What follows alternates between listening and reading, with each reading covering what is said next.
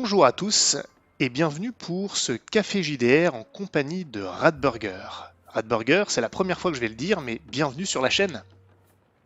Eh bien, merci de m'accueillir comme ça en tant que, officiellement, premier invité, premier squatteur sur ta chaîne, Lestat. Exactement, premier squatter, c'est un bon terme ça, surtout pour toi, il faudrait que je pense à le réutiliser. Ah ouais, Euh, moi je prends sans demander, puis je reste à coucher, tu vois. Non mais plus sérieusement, ce qu'on va faire là, c'est la seconde partie du Café JDR qu'on a commencé, et je tiens à dire que tu m'as proposé de poster la première partie sur ta chaîne pour m'aider à lancer la mienne, pour faire le lien avec les gens, donc je tiens à t'en remercier. Ben, très humblement, là, j'ai quoi, peut-être presque 150 abonnés. Je me dis, s'il y en a quelques-uns là-dessus qui entendent tes propos, qui entendent le sujet, qui se raccrochent à ce que, tu sais, qui ont le goût de voir un peu plus loin c'est quoi ta vision, je trouve que c'est intéressant. Et dans tout ça, personne ne fait de l'argent. Il n'y a pas de. Il y a pas de compétition commerciale ni rien. Donc, moi, je trouve que je trouve ça sain d'avoir une belle communauté bien en santé, bien enrichie. Et mon cher ami, tu en fais partie maintenant et je t'en félicite. Ah, eh bien, merci bien, c'est avec plaisir. Et maintenant, bien sûr, il ne faut pas leur dire qu'en fait, si on fait beaucoup d'argent grâce à ces chaînes. Exactement, faut vraiment pas le dire. Dis-je en fermant la porte de ma Ferrari. Et moi de ma Lamborghini, bien évidemment. Et voilà, Euh, cheval contre le taureau. Exactement. En temps normal, je pense qu'à l'avenir, lorsque j'aurai des invités sur le Café JDR, je leur proposerai, un peu comme tu fais des fois, de se présenter. Mais pour être honnête, je pense que pour cette première vidéo, je vais surtout avoir des abonnés qui te connaissent au début, puisqu'ils vont venir de ta chaîne. Donc ce que je te propose, c'est qu'on remette tes présentations à plus tard sur un prochain Café JDR, quand ma chaîne aura un petit peu pris son envol, histoire que voilà, on te fasse vraiment connaître à des gens, plutôt que de se répéter. Qu'est-ce que tu en penses? Ça me convient parfaitement. Parfait. Alors je te propose qu'on embraye sur le second sujet qu'on avait prévu sur ce Café JDR en deux parties. Je t'avais entendu dire il y a peu sur un RPG A Day que tu n'étais pas friand des règles maison et peut-être par extension des systèmes maison. Ouais. Et voilà. Et moi, c'est un peu l'inverse pour différentes raisons, mais j'y viendrai. Et donc, ce que je te propose, ce que je vais te demander, c'est pourquoi en fait. Qu'est-ce que tu veux dire par là exactement? Ben, je vais t'exposer mon idée et on pourra aller là-dessus parce qu'effectivement, je suis surtout pas friand. En fait, je trouve que c'est un terrain glissant que de s'aventurer dans les règles maison. J'ai une vision. Bon, premièrement, les gens qui me connaissent un peu, les gens qui savent que j'ai un côté très rigide. En fait, je suis un peu psychorigide par rapport à certaines choses. Je l'avoue, ça fait partie de mon charme légendaire, comme dirait Comme le dirait qui? People's Magazine. Hein, et voilà. Et j'ai une- moi, c'est toujours à fond ou pas du tout dans les JDR. Je m'explique. Quand je joue à un jeu, je vais utiliser 95% des règles où je n'utiliserai pas le jeu. Je trouve que je compare un jeu de rôle à un édifice de Jenga. Hein? Fabriqué avec plein de blocs, entremêlés, tout ça. Et mettre des règles ou modifier des règles de jeu de rôle, c'est un peu comme retirer des blocs de la tour de Jenga. Il y en a certains que ça fragilisera pas l'édifice. Bon, ça on est bien, c'est correct, ça c'est possible ça. Mais des fois, sans trop s'en rendre compte ou sans trop mesurer les conséquences de ce que tu fais, tu retires un bloc et tu viens de largement fragiliser ta tour. Et là, tu te rends compte que tout ce qui arrive après ne fonctionne pas. Ça fonctionne pas du tout. Exemple, puis c'est un exemple particulier. Dernière fois, j'ai fait une règle maison, c'est il y a environ 6 ou 7 ans. On est en train de jouer à un jeu qui s'appelle Godlike. Connais-tu Godlike? Pas du tout, pour être honnête. Bon, Godlike, écoute, c'est un jeu de super-héros durant la Deuxième Guerre mondiale, où est-ce que les héros ils ont des super pouvoirs, effectivement, tout ça, mais ils ont quand même un, tu sais, je veux dire, un héros qui n'est pas, c'est pas du Marvel, là. Tu sais, c'est pas du Marvel. Un soldat qui se fait tirer, gars. Première partie, ben, il y a un de mes joueurs qui a ouvert une porte. Il y avait un officier nazi, un officier SS plutôt de l'autre côté, une rafale d'MP40, et c'en était terminé de son personnage. Ça te donne une idée, là? Ouais. Il n'y a pas de blague, là. Si tu me connais un peu, tu comprends que je suis pas du genre à jouer un jeu de super-héros à la Marvel et tout ça. Moi, je suis Bien sûr. je suis plus à la style Watchmen. Mais le système s'appelle The One Roll Engine, le OR System. Ce système-là, c'est un jet de dés. Tu commences le tour de combat et tu lances ton jet de dés. Bon, il faut que tu déclares tes actions avant. Moi, ça m'a toujours un peu fait chier, honnêtement, de déclarer les actions avant. Ce qui fait en sorte que ton personnage, on dirait qu'il est jamais capable d'interagir, de voir venir le coup. Il reste pris dans ce qu'il a décidé de faire. Puis, bon, bref, j'ai jamais bien aimé ça, mais en tout cas, tu déclares ton action. Je vais tirer sur ce personnage-là. Bam! Et là, tu prends ta stat, tu prends le nombre de dés que tu as. Tu lances, c'est des dés 10. Donc, un peu comme un vampire, tu lances un pool de dés. Et ce pool de dés-là, ce jet de dés-là, va déterminer tout dans ton action. Ton initiative. Si tu touches ou si tu ne touches pas, la localisation que tu vas toucher et les dommages. Tout est dans le jet de dés.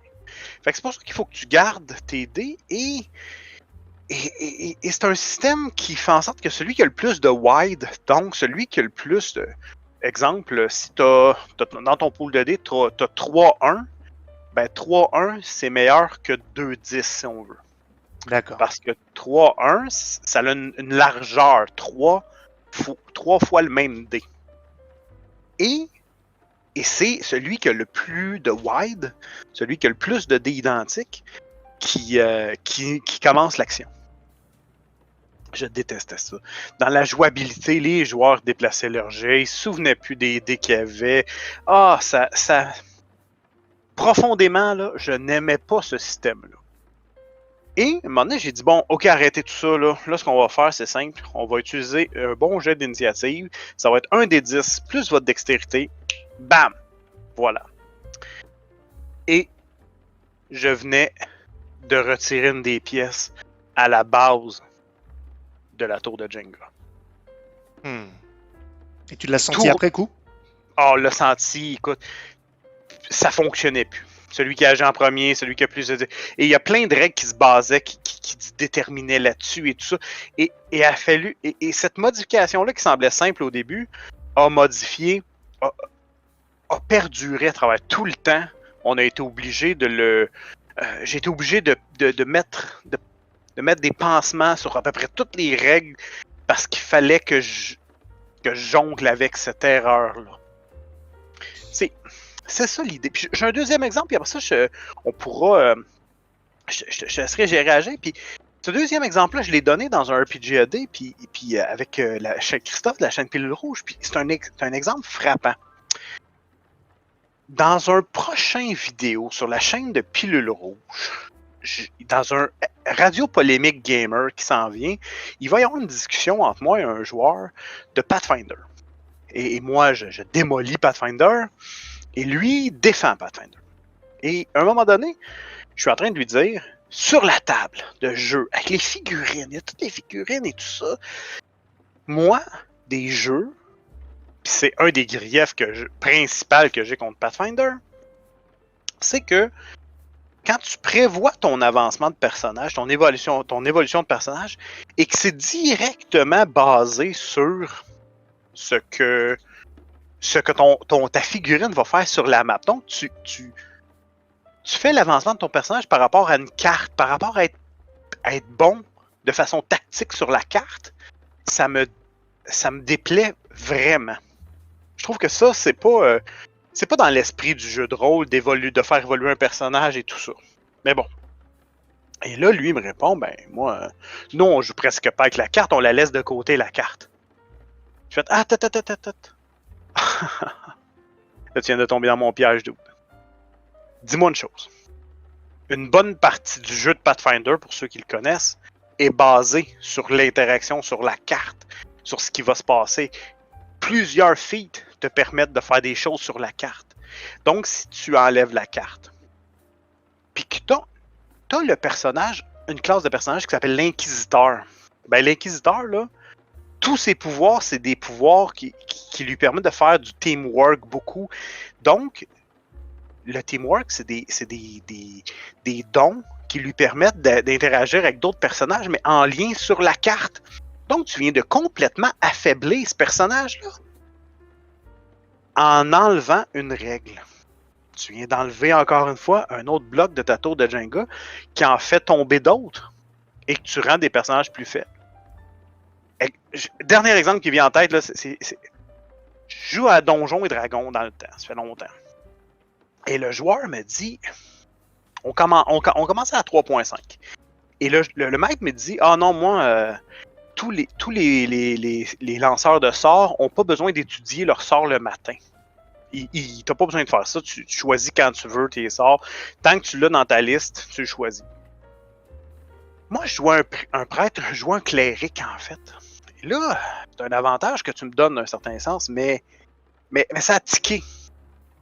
Je dis, ok, fait que si tu fais ça, tu me donnes, en fait, tu m'enlèves une restriction qu'un de mes personnages a, mais ça veut dire que tu viens de tellement déprécier le personnage du sorcier, qui lui, c'est un de ses avantages majeurs, ça, de ne pas être capable, de ne pas être obligé de choisir ses sorts au début de la journée, de pouvoir les lancer comme il veut.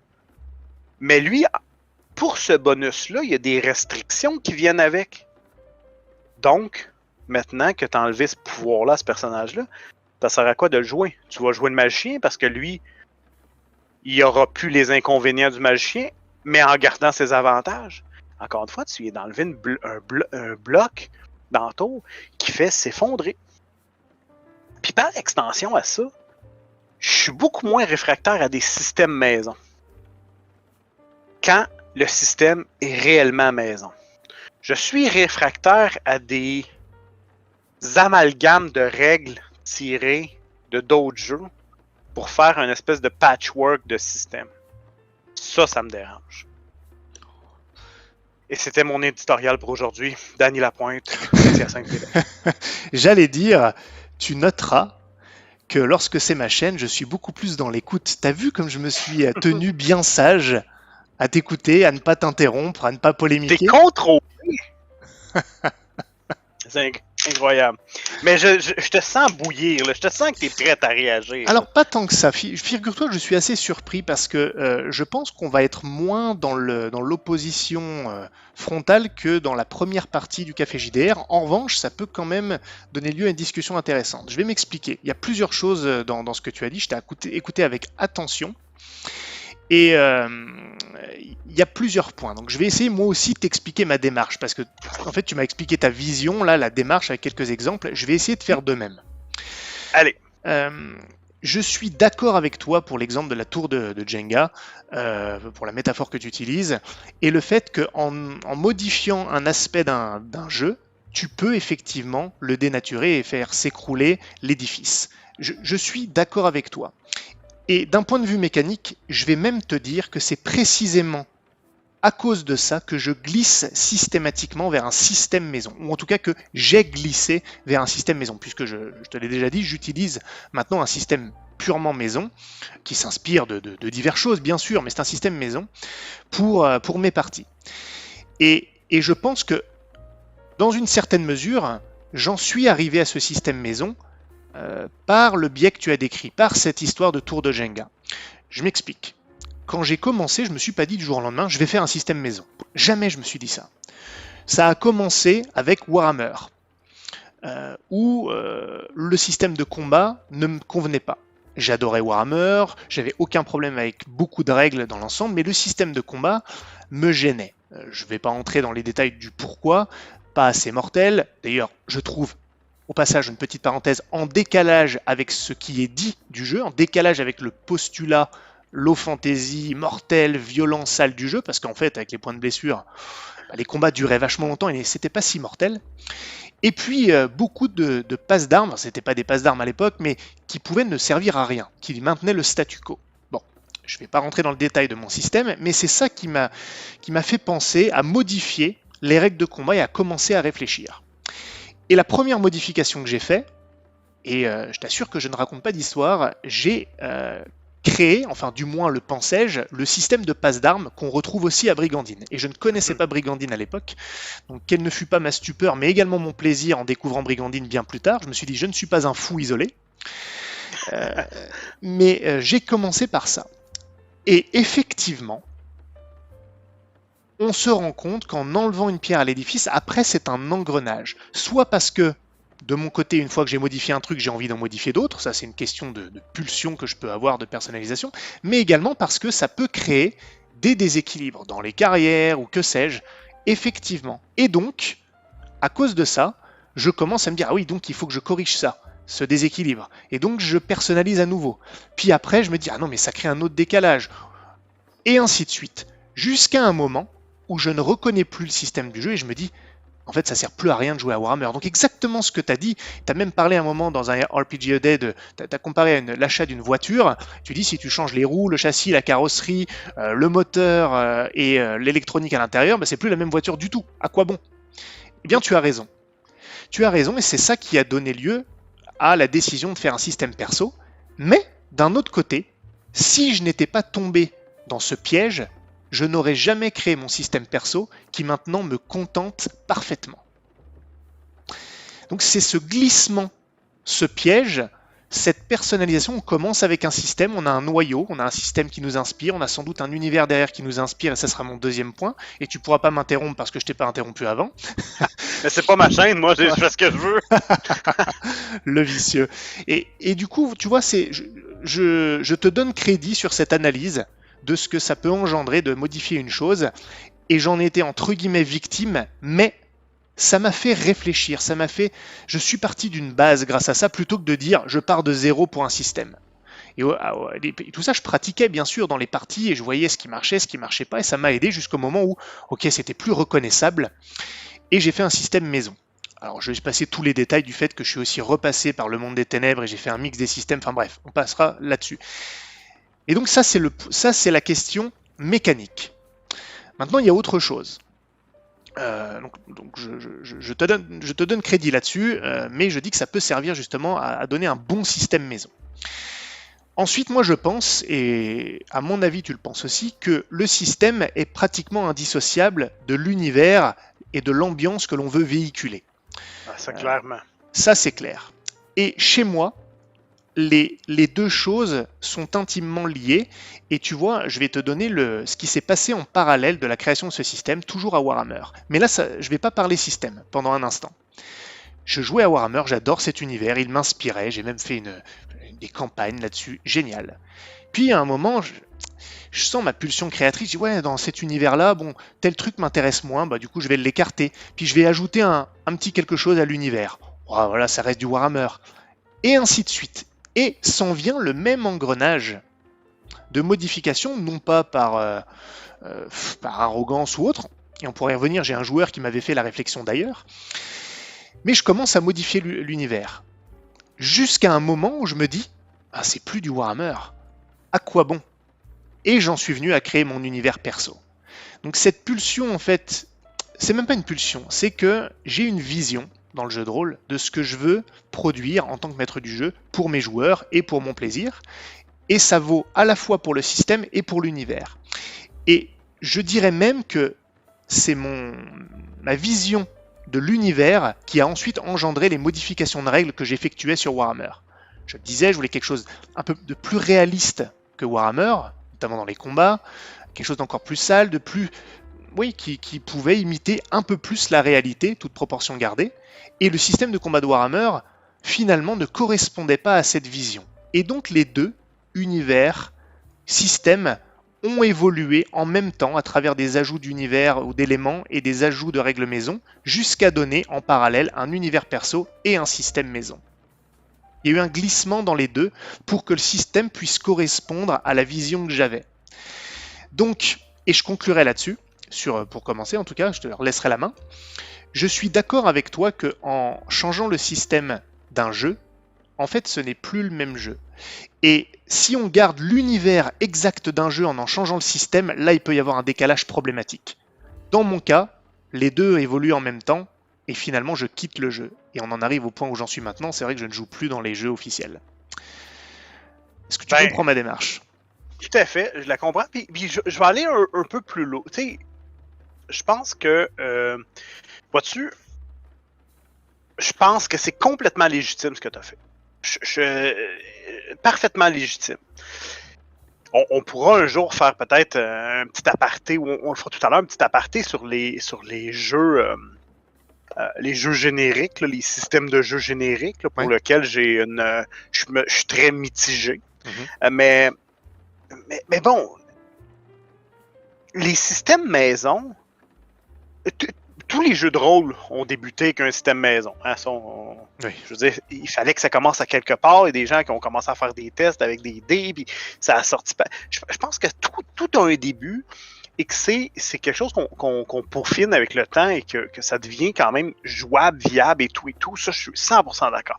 Moi, vois-tu, là, ta démarche, je la comprends parfaitement parce que s'il y avait quoi que ce soit, effectivement, moi aussi, c'est peut-être avec ce genre de démarche que j'aurais fait les choses. Maintenant, encore une fois, moi, je suis une personne rigide. Je suis une personne qui est plus, comme, j'ai beaucoup de difficultés. Vois-tu, j'ai eu cette discussion-là avec Eric des Sang-Froid.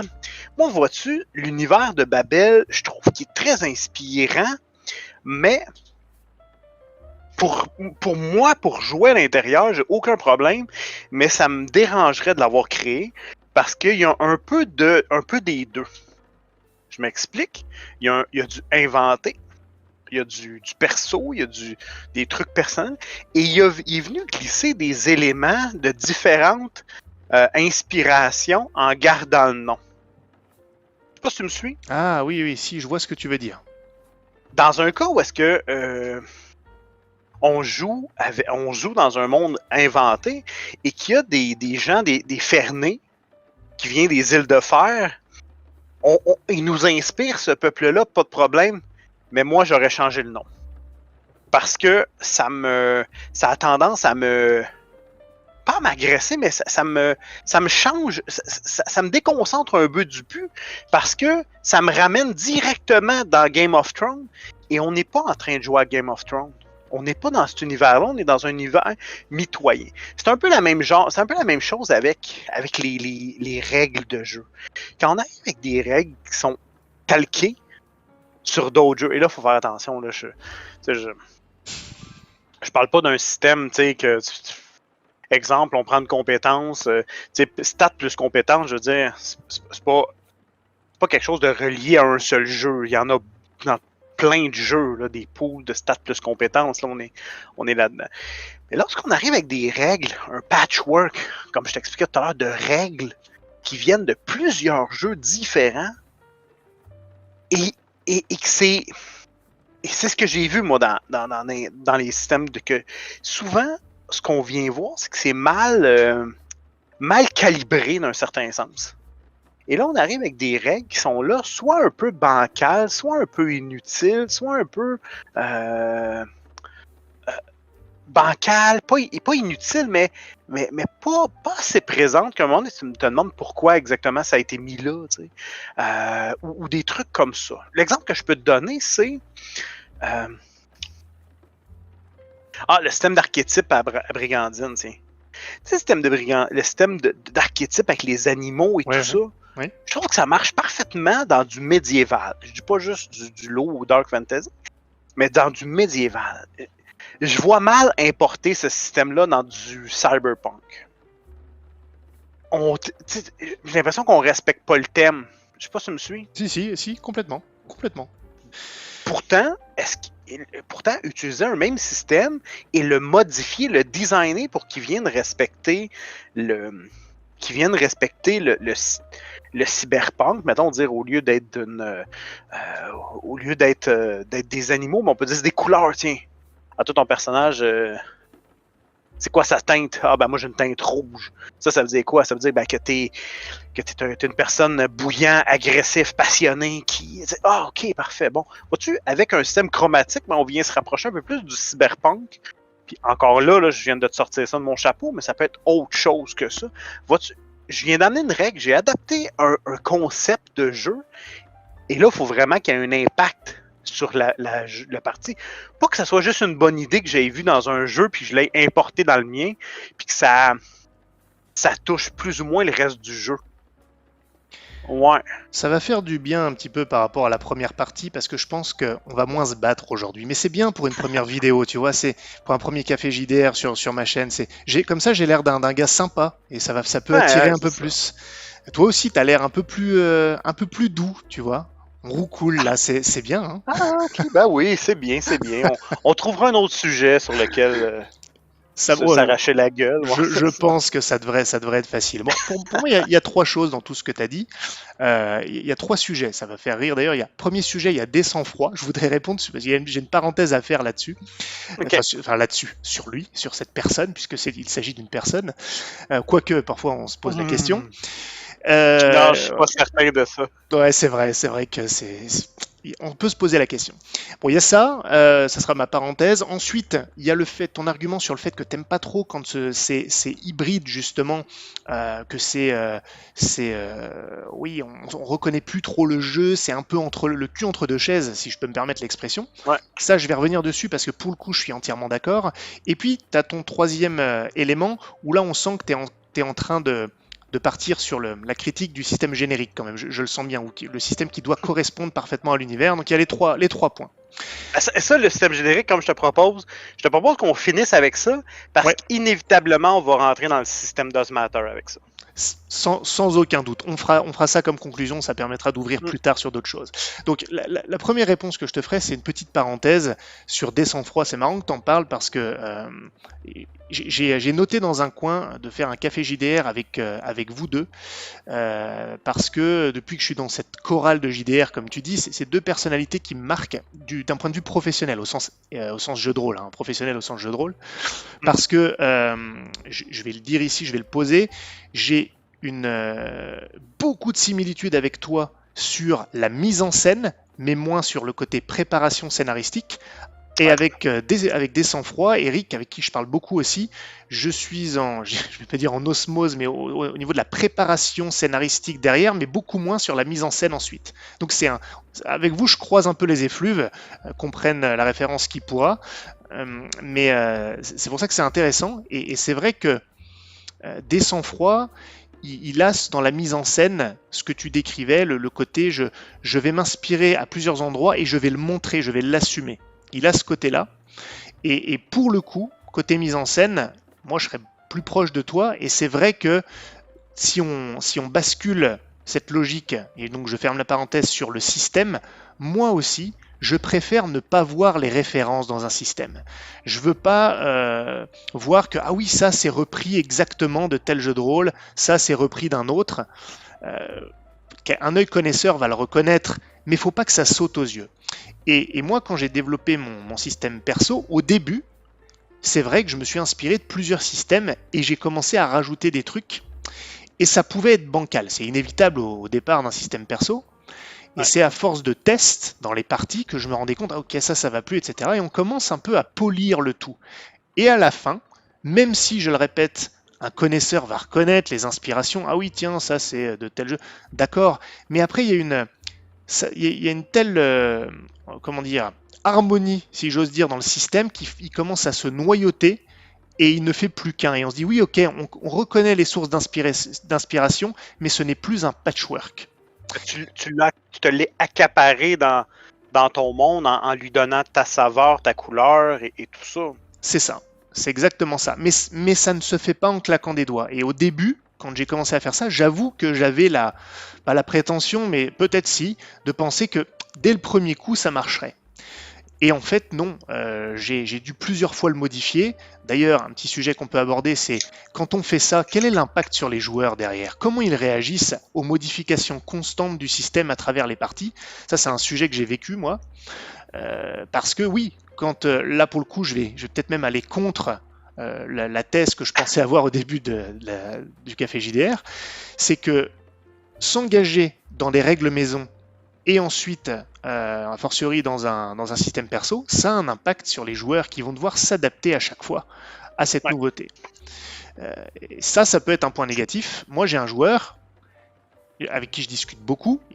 Je l'inviterai sans doute aussi d'ailleurs à un moment. Lui, au début, il ne voyait pas ça d'un très bon œil, c'est-à-dire que lui, le système de départ, Warhammer ou autre, ça le dérangeait pas. Pour lui, ça allait bien, pourquoi le changer? Il y a des gens qui ont travaillé sur des systèmes, quel est l'intérêt? Ça va marcher, etc. Et puis, à chaque fois que je modifiais, j'aimais bien lui faire valider un peu le truc, puis on sentait que ça grinçait des dents. Et puis, ça c'est plus pour ma propre gratification que je vais le dire, il n'y a pas si longtemps que ça, j'ai un peu gagné la bataille, il m'a dit, écoute maintenant tu modifies ce que tu veux, je t'en mettrai plus parce que j'avoue que je pourrais pas revenir à un autre système. Mais on est passé par une phase ingrate. C'est un peu comme, moi j'ai les cheveux longs, quand tu veux te laisser pousser les cheveux, tu sais que tu vas passer par la phase Mireille Mathieu et t'as pas le choix. Tu vois ce que je veux dire? Ouais, Ben, c'est bon. c'est un peu le même principe ici. Mais c'est vrai de ce que tu dis, puis déjà de jouer à un JDR, il y a un coup. Il y a un coup d'accessibilité. Il faut que tu apprennes les règles, il faut que tu manges, tu les digères, tu les recraches. Ensuite de ça, tu trompes, tu finis par gober le truc. Et à un moment donné, tu deviens bon, mais dans un système perso qui est toujours en mutation, tu as un peu l'impression de marcher. Tu marches sur du mou en permanence, d'un certain sens, face à des joueurs. Puis moi, j'ai un joueur dans mes parties, un très bon joueur, hein? Très bon, très... Mais, il est long. Il est long à comprendre. Il est long à comprendre de la façon que ça se passe, les règles. C'est pas un gars de système. Lui, il vient jouer, incarner le personnage, monter son perso. Mais c'est pas facile de comprendre les règles. Ce qui fait que je perdrais son adhésion si on était toujours en mutation des règles. Du moins, je le pense. Peut-être qu'il s'adapterait, là, mais à ce moment-ci, c'est un point que je pense qui serait plus difficile. Je le comprends tout à fait. Je pense qu'un un système perso va évoluer, va se créer, va prendre du temps et il faut avoir le groupe qui peut encaisser ça pour pouvoir l'éprouver, ce système. Et moi, je peux comprendre un joueur qui est pas réceptif à ça. Honnêtement, j'ai vraiment j'ai pas d'argument contre ça, et c'est pour ça que ça se fait pas avec tout le monde. Alors moi, je pense que parmi mes joueurs, dont lui au départ, hein, il y en a qui ont rongé leurs freins. Ils connaissent un peu mes caprices de maître du jeu. D'un autre côté, c'est quand même un peu moi qui décide. Tu connais ma vision autocratique du rôle de maître du jeu. Donc au final, les gars, si vous voulez continuer à jouer et que je prépare des trucs aux petits oignons, laissez-moi avec mes marottes et mes systèmes. Mais bon, bref, c'est vrai que j'ai senti parfois. J'ai aussi un joueur un autre dans le même groupe. C'est pareil, lui aussi les règles et tout, c'est pas son truc préféré. Je rejoins un peu ce que tu disais. Et je sentais que mes modifications et tout, c'était oui, ok, mais à la limite, il s'en foutait. Et à la limite, il voulait pas trop perdre de temps avec ça. Donc, ouais, j'ai vécu la même chose. Mais, maintenant, je veux pas. Si, ce système, je le regrette pas parce que vraiment, notamment au niveau des combats, on a tellement gagné en risque, en réalisme et en fluidité, donc tout ce que je recherche dans le jeu de rôle, de par la vision que j'ai des univers qui m'intéressent, violent, réaliste, sombre, et puis un système qui sache se faire oublier, qui donne priorité à la narration. On est tellement satisfait de ça que je regrette pas le passage un peu ingrat, aussi long fut-il, par lequel on a dû passer. Ben, écoute, t'as effectivement, je pense, passé à travers tous les créateurs de jeux de rôle ont cette phase ingrat-là. Puis, tu sais, pour avoir animé un panel sur la création de jeux de rôle, il y a un mot qui nous revenait, là, c'était playtest, playtest, playtest, playtest, playtest, playtest. C'est vraiment ça. je pense que c'est le secret du succès, d'être capable de playtester dans. C'est comme tester des roues, hein, des roues de véhicule. Faut que tu testes pas seulement qu'à 20 degrés sur une surface, adéquate et neuve et tout ça. Faut que tu testes dans l'eau, faut que tu testes dans neige, dans gravel et tout et tout. Et c'est un peu ce que tu dis. C'est important de playtester, de retourner ça, mais effectivement, ça peut amener un sol inégal pour des joueurs qui eux, n'ont pas la même passion que toi à changer les meubles de place. Si on veut. Exactement. Alors là, cette dernière phrase, c'est vrai à 100%. C'est que parfois, il y a une différence dans les choses qui nous intéressent même au sein d'un même groupe. D'ailleurs, on pourrait étendre le débat à plein de choses, en fait. Et c'est vrai qu'il peut y avoir du décalage. Donc, parfois, on ronge son frein pour faire plaisir au MJ ou à l'autre joueur, et ça peut être bien de le faire un peu. Mais point trop n'en faut. Donc, il faut être vigilant. Et il y a un autre travers aussi sur lequel on peut tomber, tant qu'à faire, je vais en parler aussi, c'est qu'une fois qu'on a développé ça et qu'on en est satisfait, c'est dur de revenir à un autre. C'est-à-dire en tant que joueur ou autre. Là, moi, en tant que joueur avec toi, j'ai pas trop ce problème parce que Brigandine, même si c'est un système un peu différent, enfin même différent du mien, ça procède de la même ambition. Quand j'ai lu les interviews c'est James Tornad, c'est ça son. Ouais. Ok. C'est pareil, il est parti de Warhammer aussi, il voulait un monde sale. Enfin, l'objectif, la vision est la même. Donc même si le système est forcément différent, ça procède de la même intention, donc je suis pas gêné. Mais c'est vrai que si on me faisait jouer à un jeu de rôle avec un autre système, enfin, si je retournais au système Monde des Ténèbres par exemple, pourtant j'adore le Monde des Ténèbres, hein, mais je déteste le système du Monde des Ténèbres, pour l'avoir utilisé pourtant pendant tellement d'années, et je le trouve lourd, j'aurais du mal à y revenir. Même chose pour un combat à la Warhammer. Je me dirais, mais Ouais. c'est terrible, hein, mais oui, j'assume. Je me dirais, le mien est tellement mieux. Et je ne pourrais pas m'empêcher de me dire comment ça se passerait si j'utilisais le mien. Et donc, tu vois, ça peut avoir ce travers-là aussi. On a mis tellement de cœur à l'ouvrage que ça peut être dur d'en ressortir aussi.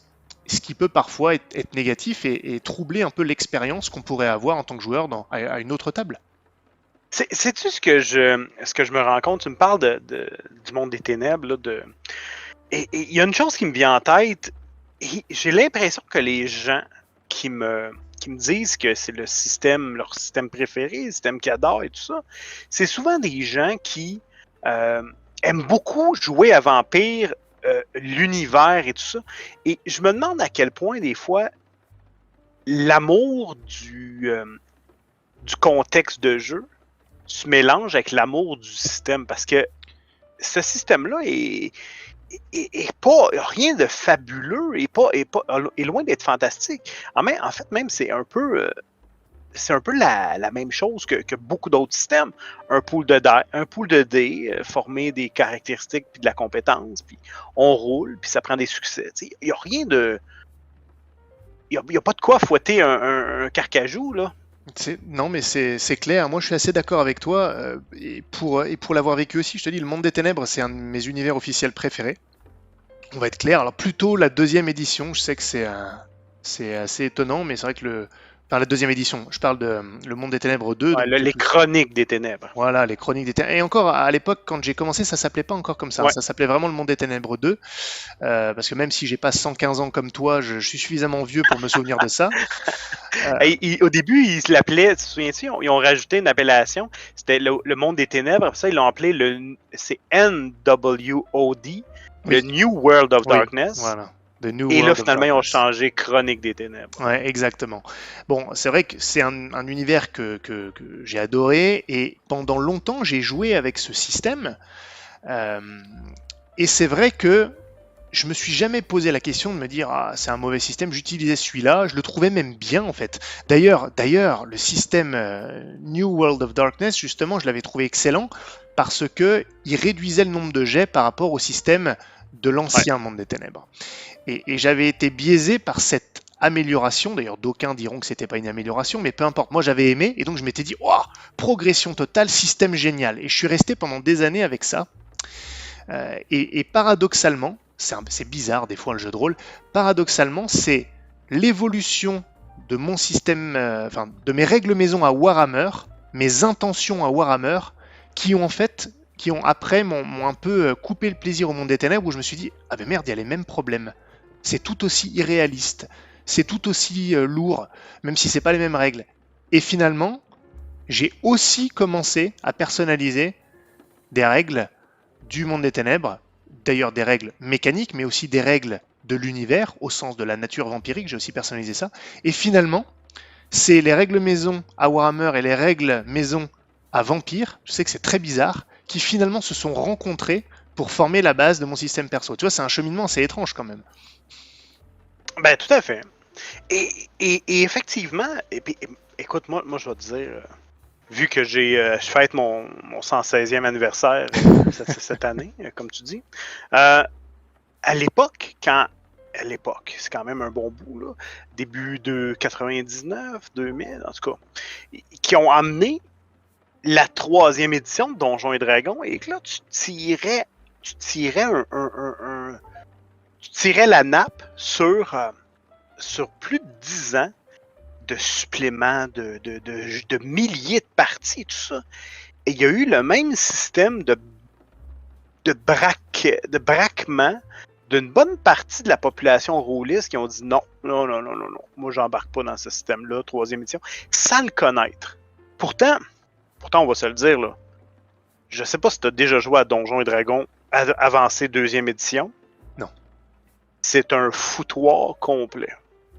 Mais solidement, il n'y a rien de cohérent là-dedans. Là. Ça fonctionne. Tu le relis là, aujourd'hui, là, et ça ne fonctionne pas du tout, ce jeu-là. Mais il y a un système, il y a une espèce de sentiment d'appartenance qui découle de ces systèmes-là. Maintenant, moi, je pense que c'est bien de faire un système maison. Je pense que c'est bien d'y aller avec des... Et plus le système est compliqué, plus il y a de chances de s'en mêler les pinceaux lui-même dans ses trucs. Donc, je trouve que c'est bien de faire son système maison avec ce que tu as envie de faire. Maintenant, ça résume vraiment ma pensée. Puis je veux juste aussi faire un petit aparté pour, des sang-froid. Eric, qui est quelqu'un qu'on a parlé tout à l'heure, j'aime beaucoup sa façon de faire. J'aime beaucoup sa vision. Et à certains moments, un peu dirigiste, si je compare à ma façon à moi de maîtriser. Mais j'aime beaucoup sa façon de faire. J'aime beaucoup sa théâtralité, si on peut dire, parce qu'il est très, très préparé. Ouais. Eric, c'est de la grosse préparation en amont.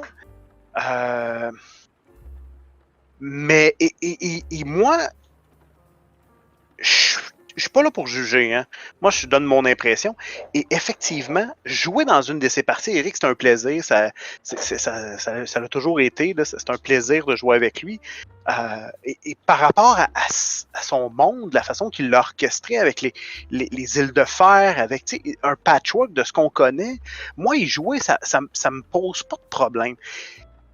Mais effectivement, puis juste le dire, si les gens, ça leur plaise, moi, je juge pas personne, je dis pas que c'est pas correct de le faire. Je dis juste que quand j'ai fait Brigandine, les 6 duchés, le Die Krieg Eren, oui. Ben, t'en as reconnu aussi des influences. Tu te souviens, à un moment donné, tu m'as écrit, tu m'as dit... Hey, dis-moi ça, là, cette partie-là. Saint-Barthélemy, quand je t'ai parlé de Saint-Barthélemy. Mais évidemment, alors là, on a complètement digressé, mais c'est pas grave, ça va me faire plaisir de le dire. Un truc qui m'a beaucoup interpellé et intéressé dans les parties que j'ai visionnées de toi, c'est ça, c'est qu'on a la même volonté de trouver des inspirations aussi dans l'histoire, et j'ai reconnu tous ces clins d'œil, et ça c'est génial. Quand tu verras la vidéo de la présentation de mon univers, c'est pas juste une présentation de l'univers, je parle des inspirations historiques, et tu vois que j'ai pompé allègrement, et j'assume, et j'en suis très fier, dans l'histoire de France, et d'ailleurs avant la France aussi, et il y a des trucs dans l'histoire qui sont... mais franchement, on t'en parle, et on te dit pas que c'est de l'histoire, on te dit que c'est de la fiction. On te dirait, oh non, mais même en fiction, c'est tiré par les cheveux. Pas de chance, c'est réel. Ouais, tout à fait. Puis on se reconnaît à 100% là-dessus, puis je suis tout à fait d'accord. Moi, je me suis basé beaucoup sur l'histoire pour faire mon monde, parce que justement, j'avais pas envie d'aller dans un monde connu, parce qu'il y a tout le temps quelque chose qui accroche. Ah, ça me plaît moins. Ça me plaît moins. Fait que finalement, j'ai décidé d'en faire un monde, de procéder à ça. Mais je me permets d'aller piger dans des inspirations. Mais je vais toujours changer les noms. Tu sais, je vais Ouais. changer les. Ça va être des noms qui ont certains ont une signification, d'autres en ont pas. Je joue beaucoup avec un traducteur allemand, parce que mon allemand est comme rouillé un peu. Quoique je le travaille, mais bon, voilà. J'ai fait une petite exception à ça, moi, cette histoire des noms. Bon, là c'est officiel, on a complètement digressé, hein, ça y est. Mais moi aussi, j'ai tendance à changer les noms parce que, comme toi, autant j'adore l'histoire, autant je veux pas faire jouer dans un univers historique parce que j'ai envie qu'il y ait une découverte. Bon, ça c'est une première chose. Mais les noms aussi, je les change et de temps en temps, je fais une exception. Euh, Ça m'arrive, par exemple, le dernier exemple en date, pour la campagne Les Enfants du Fleuve, les prémices de cette campagne, le concept s'inspire directement, d'ailleurs s'inspirer c'est un faible mot, hein, vu le truc, c'est littéralement copié, de la légende du joueur de flûte de Hamelin. OK. Je ne sais pas si tu connais à tout hasard, mais le joueur de pour ceux qui ne savent pas, le joueur de flûte, avec sa musique, il attire les rats qui sont à l'origine de la peste dans un village, le village de Hamelin. Donc tout le monde est content, sauf que après il utilise sa mélodie pour attirer les enfants et ceux-ci ne reparaissent jamais. Ça c'est la légende du joueur de flûte. Et j'ai gardé le nom de la ville Hamelin, qui existe, hein, c'est en Allemagne d'ailleurs si je ne m'abuse. Ah, Je l'ai possible. gardé. Je l'ai gardé. Parce que dans ce cas-là, je, je, je pars tellement d'une légende, d'un conte, c'est tellement évident que je le fais, que c'est une manière d'honorer le truc en disant bah oui, c'est Hamelin et c'est évocateur. Donc, dans ce cas-là, je laisse le nom. Mais ça reste une exception. Bon, c'était pour Ouais, la ouais, tout à petite. fait.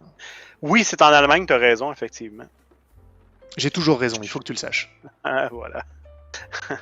D'ailleurs, ceux Ah, qui bah, tu nous sais, là, écoutent. là, tu ressembles un peu à Christophe, là. On le fauche au passage. Ouais, c'est gratuit, ça fait plaisir. Et en allemand, ça se dit Hameln. Bon, je ne m'y risquerai Voilà. pas, je te crois sur parole. Et pourtant, j'ai fait allemand première langue, c'est dramatique, mais finalement, je suis bilingue anglais. L'allemand, malheureusement, c'est perdu. C'est perdu. Hey, je sais pas toi, je pense on a bien couvert ce côté de notre discussion. Ouais, je pense que on a digressé, donc de toute façon, c'est la preuve. Juste quand même une dernière chose, je pense qu'allez, moi, il va me rester peut-être 10 minutes. Même si on n'ira pas au bout de cette discussion, c'est évident, je Hmm. pense que ça peut créer les fondements d'une prochaine. Je t'avais dit tout à l'heure que j'avais relevé 3 points dans ton argumentation, Ouais, et le troisième, c'était le des système systèmes générique. génériques. Voilà, on est Qu'est-ce que t'en organisé, hein. penses, toi, des systèmes génériques? Qu'est-ce que tu penses? Mettons, je t'en nomme quelques-uns, là. Je te nomme le basic system de Cthulhu. Je Mhm. te nomme, je sais pas moi, tiens, Savage World, qui est un des systèmes génériques Oui. les plus populaires. Je te parle, mettons, je sais pas, moi j'ai Cortex ici, j'ai Fate, j'ai même à la limite les PBTA, on peut le voir comme un système générique assaisonné, hein?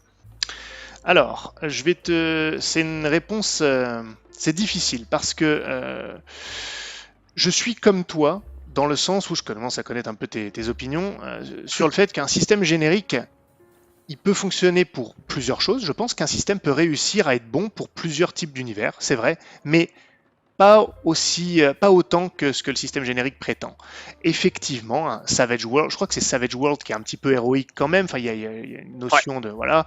Bon, bah, ça ira sans doute pas pour un univers tel que les Six Duchés, par exemple.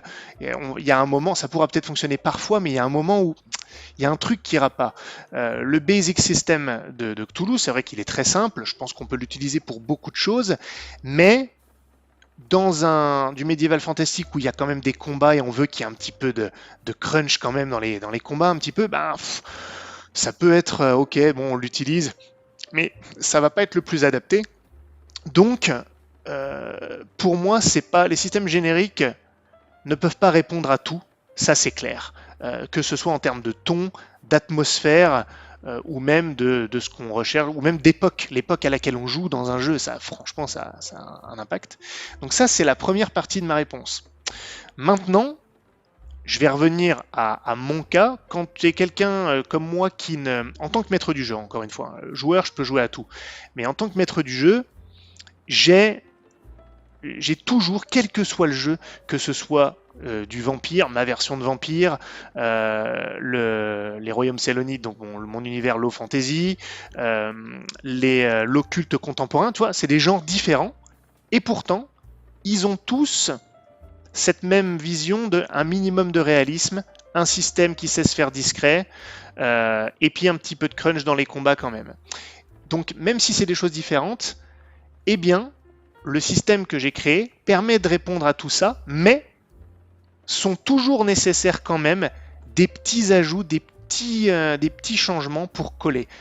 Je te donne un exemple concret, et après je te laisse la main, je te laisserai même finir si tu veux, dans ma grande miséricorde, Voilà. mensuétude plutôt. L'exemple en date, j'avais donc mon système générique, le noyau de mon système, sachant qu'il est assez épuré. Comme tu l'as dit très bien tout à l'heure, très rapidement, tu as dit quand on fait un système perso, il faut prendre vraiment ce qui nous intéresse et pas rajouter trop de fioritures. Je suis à 100% d'accord. Donc il y a un système très noyauté. Il n'y a pas grand-chose en fait que j'ai personnalisé, mais par contre je l'ai fait à fond. Ce qui me permet de prendre ce noyau, et quand je vais jouer à du vampire, je vais ajouter une petite règle pour la gestion du sang, de la vitae par exemple, des disciplines, et ça va pas me prendre beaucoup d'efforts, je vais devoir le faire, donc tu vois que le système sera pas tout à fait identique, je vais quand même rajouter des aspects, mais j'aurai pas besoin d'en rajouter beaucoup. Donc l'exemple que je te donne, c'est que là mon système il est fait normalement pour des humains dans, allez on va dire dans du low fantasy à la base. Bon, pour moi, les humains d'un low fantasy sont les mêmes que les humains d'un contemporain, on va dire génétiquement parlant, c'est un peu les mêmes. Donc ça change pas.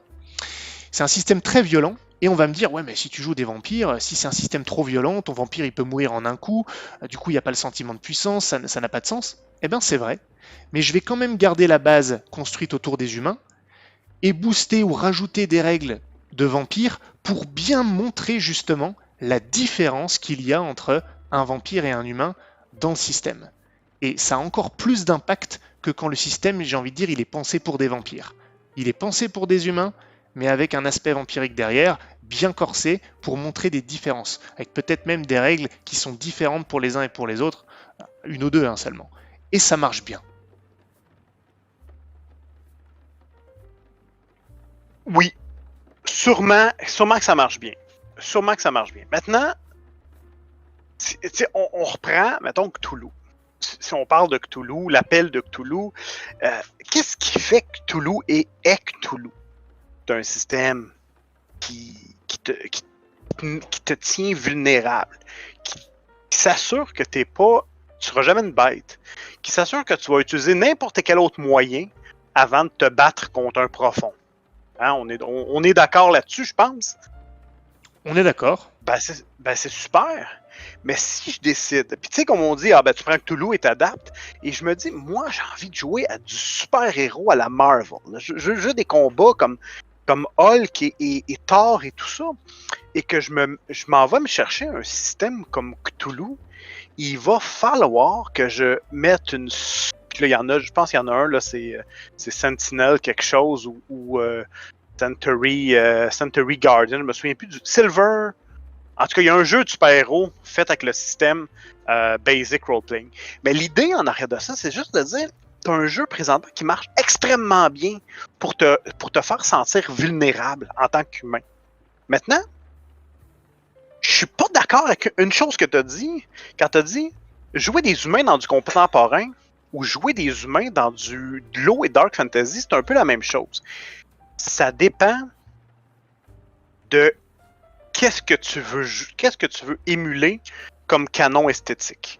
Parce que dans les faits, je pense que toi, Lestat, t'aimes bien tout le réalisme, la violence, mais si on se dit qu'on joue à un jeu qui est beaucoup plus à la, je sais pas moi, tiens, G.I. Joe. As-tu écouté G.I. Joe quand étant jeune? Non, mais je vois très bien ce que c'est par contre. Donc, on arrive avec des soldats de Real American Hero. Et dans G.I. Joe, là, dans tous les épisodes de toutes les 12 séries, ça se tire au fusil, ça explose. Là, c'est la guerre, là. Il n'y a jamais personne qui meurt. Est-ce que tu comprends que là, dans ce cas-là, moi, je me dis, mes règles très réalistes, très violentes, très satisfaisantes pour faire du lourd, du dark fantasy, sont excellentes pour faire ça. Mais si je les ramène à d'autres types d'humains, dépendamment du canon esthétique que je veux amener, comme dans du G.I. Joe, ben là, vois-tu, malgré le fait que je vais jouer des humains, il va falloir que je me ramène à des règles qui sont beaucoup plus basées peut-être sur... Au lieu de dire c'est des points de vie, ben on peut dire, mettons, ça va être des points de blessure. Fait que dans le fond, au lieu d'accumuler et de t'en aller tranquillement vers la mort, ben tu t'en vas tranquillement vers devenir assommé. Fait que donc, tu traînes des blessures, mal au bras, mal aux jambes, ou quelque chose comme ça. Des dégâts qui sont pas si grands que ça. Mais si tu y vas avec un gros système de points de vie à la Donjon et Dragon, ben là, moi, vois-tu, c'est là que ça me parle moins. C'est qu'on va se ramasser à des sacs de points de vie qui se tapent un sur l'autre. Il est là, moi, mon problème avec les systèmes génériques. C'est que lorsqu'on arrive avec des systèmes génériques, on peut pas... C'est capable de tout faire, mais c'est bon dans rien. Non, c'est pas vrai. Je vais, si tu me permets, je vais quand même réagir parce que, en fait, ce que tu dis, sincèrement, je suis à 100% d'accord. C'est bien pour ça que tout à l'heure, j'avais précisé dans mes exemples, là, mes 3 exemples, en disant le point commun entre les 3 univers que je décris, c'est la vision de réalisme. Donc effectivement, mon occulte contemporain et mon low fantasy, pour moi, c'est les mêmes humains. Mais ça, c'est parce que c'est ce que j'aime. Effectivement, je suis d'accord avec toi. Si c'était d'autres types d'humains plus héroïques, je suis entièrement d'accord que là, l'écart est trop grand et qu'on va avoir un problème. Je te rejoins là-dessus. Je me permettrai quand même de temporiser un tout petit peu, mais sans vraiment être dans l'opposition. À Loup-Garou, on devait rejouer un peu là, Loup-Garou les Déchus, enfin l'univers en tout cas, oui celui-ci, Loup-Garou les Déchus, et j'avais essayé, on n'a pas rejoué finalement, mais j'avais essayé d'adapter mon système justement, qui n'était pas fait pour ça, au fait de jouer des loups-garous. Et en fait c'était assez simple ce que j'ai fait, je vais pas le décrire, mais j'avais quand même pris le même noyau, mais les personnages en tant que loup-garou, surtout quand ils se transformaient, étaient beaucoup plus forts. Et je changeais quelques éléments de règles, mais juste pour eux. Ce qui veut dire que s'ils rencontraient des humains lambda dans l'univers, ils ne seraient pas logés à la même enseigne. Alors tu vas me dire, bah oui, mais là tu multiplies les règles. On peut avoir ce débat effectivement. Mais tu vois, au sein d'un même système, quand on a une créature qui revient souvent, et ça peut être les PJ, qui sont des héros, des super-héros, des loups-garous, des vampires, c'est eux l'exception. C'est eux les gars balèzes, on peut quand même partir du noyau de règles qui concernent le mec lambda, ajouter, voire changer quelques règles uniquement pour ces persos qui sont censés être différents, exceptionnels, etc. Et là, on a un truc intéressant justement parce qu'en jeu, on sent le différentiel au niveau même des règles. Tu vois ce que je veux dire ? Oui, tout à fait. Mais puis là, encore une fois, là, il faut ramener ça à une notion de goût, goût personnel et d'intérêt. Parce qu'encore une fois, on parle de vampires et peu importe. Mais moi, là, si j'amène, mettons, je sais pas moi, tiens, la sœur de ma conjointe et toutes ses amies à jouer à un jeu de rôle et que je leur dis qu'on va jouer des vampires, eux, ils s'attendent à ce que les vampires conduisent des Volvo et qu'ils brillent au soleil. On s'entend. C'est terrible, mais je comprends la référence, c'est horrible. Mais voilà. C'est horrible. C'est à ceux qui s'attendent, donc ils s'attendent à des presque humains avec certains pouvoirs, mais dans l'ensemble, ils s'attendent pas à des méga badass à la Blade. Là. C'est vrai. Encore une fois, moi, c'est pour ça qu'on dit que il faut que les règles représentent intime. Parce qu'effectivement, dans l'absolu, tu prends un système de jeu et tu peux tout faire avec lui. Dans l'absolu, c'est vrai, mais tu le feras pas bien. Cthulhu, là, n'est pas fait sur le long terme. Tu peux présenter un vampire à Cthulhu qui est un ennemi, mais pour jouer, pour aller chercher une ambiance, il sera pas fait il sera pas bien fait. Même chose avec Donjons et Dragons, où est-ce qu'on a des sacs de points de vie. Si tu veux amener un effet que les combats sont mortels et tout, t'es dans le champ. Parce que là, ça va se taper à coups d'épée puis à coups de points de vie. Puis même si tu fais 20 points de vie du coup que tu donnes, il n'empêche pas que le gars devant toi a quand même 120 points de vie. Donc, il va falloir que tu tapes comme un défoncé pour être capable de le tuer. Ce qui fait que Donjons et Dragons, le set de règles, ne peut pas... À la limite, par exemple, Donjons et Dragons pourrait très bien faire du super-héros. En modifiant très faiblement, on se dit, bon, ben, tous les humains normaux ont un dé de vie. Ben, les super-héros, ben là, on a nos barbares à 120 points de vie et tout ça. On serait capable de jouer à du super-héros très tactique. Là, on perdrait un côté très, très narratif, par exemple, dans tout ça, parce que là, on arriverait avec des combats tactiques, on se tape dessus puis on lance des sorts.